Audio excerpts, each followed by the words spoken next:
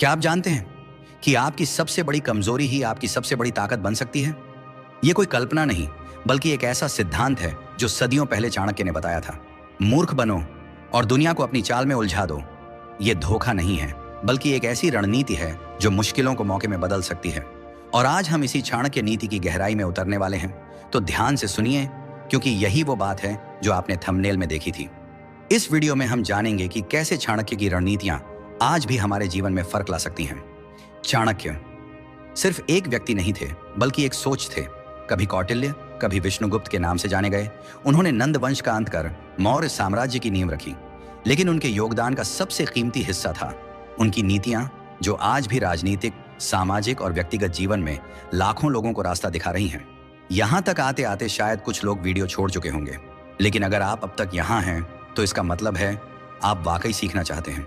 तो मैं आपसे एक वादा करता हूं, अगर आपने इन शब्दों को ध्यान से सुना तो आप अपने अंदर कुछ बदलता हुआ पाएंगे। शर्त सिर्फ एक है, स्क्रीन पर नहीं, बातों पर ध्यान दें, क्योंकि यही वो विचार हैं जो आपकी दिशा तय कर सकते हैं। नीति 1, खुद को कमजोर दिखाना। चाणक्य की पहली नीति, अपनी असली ताकत को छिपाना।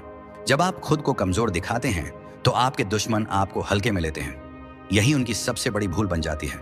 चाणक्य ने खुद को नंद वंश के दरबार में सिर्फ एक साधारण ब्राह्मण दिखाया, लेकिन उनके भीतर चल रही योजना इतनी मजबूत थी कि उसने एक पूरे साम्राज्य को गिरा दिया। दूसरी नीति, सही समय का इंतजार करना। चाणक्य कभी भी जल्दबाजी में निर्णय नहीं लेते थे। वे तब तक शांत रहते जब तक दुश्मन की कमजोरी पूरी तरह उजागर न हो जाए।